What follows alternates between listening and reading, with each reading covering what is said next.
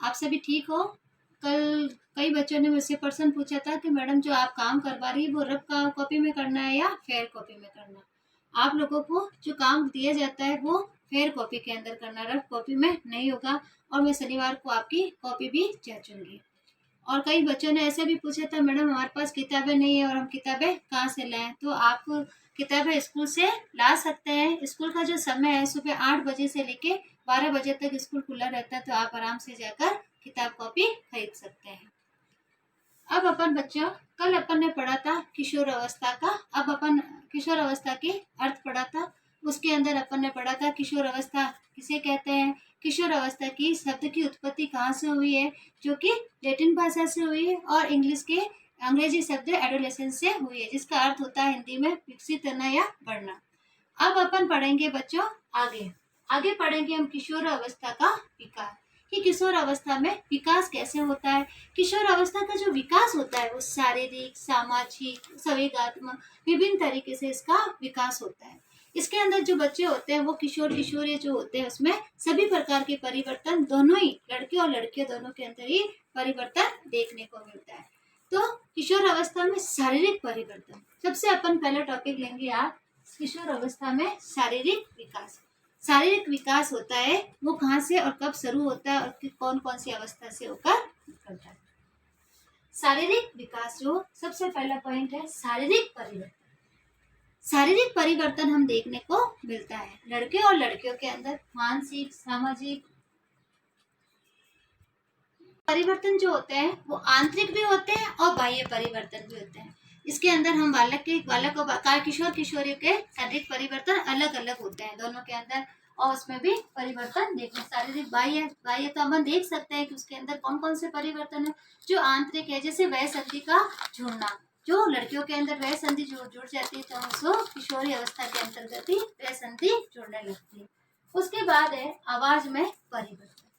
आवाज में परिवर्तन, लड़के और लड़कियों की आवाज में परिवर्तन देखने को मिलता है। लड़कियों की आवाज है वो सुरीली हो जाती है और पतली हो जाती है, और लड़कों की आवाज है उसमें कर्कशता आने लग जाती है और भारीपन शुरू हो जाता है। तो किशोर अवस्था में आवाज में परिवर्तन हम देखने को मिलता है। उसके बाद है हड्डियों का विकास। हड्डियों का विकास कैसे होता है। किशोर अवस्था के अंदर हड्डियों का जो विकास होता है उसमें हड्डियों का विकास जो वाली अवस्था के अंदर लचीलापन ले रखा होता है, लचीलापन होता है, सॉफ्ट सॉफ्ट हड्डियां होती है, इतनी मजबूत नहीं। जैसे किशोर अवस्था आ जाती है उसमें दृढ़ता आ जाती है और परिपक्वता आ जाती है। उसके बाद शारीरिक बलिष्ठता, नेक्स्ट पॉइंट है चौथा शारीरिक बलिष्ठता। शारीरिक बलिष्ठता में भी लड़कों के जो कंधे होते हैं वो चौड़े होना शुरू हो जाते हैं और उनकी मांसपेशियां मजबूत होने लगती है और बलिष्ठता प्रारंभ कर देती है।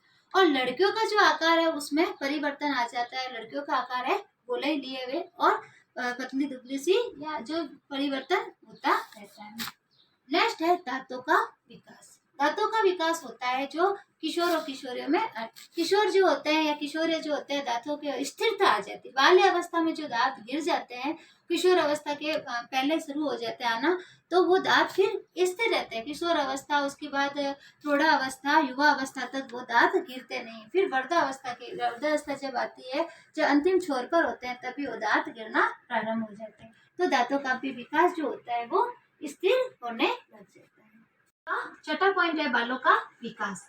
बालों का विकास जो होता है जनन, जहाँ हमारे शरीर के लड़के और लड़कियों के दोनों जनन अंग होते हैं उनमें बालों का विकास होता है। और लड़कों के अंदर दाढ़ी मूंछ का आना, ये सारे परिवर्तन हम बालों का विकास के अंदर देखते हैं।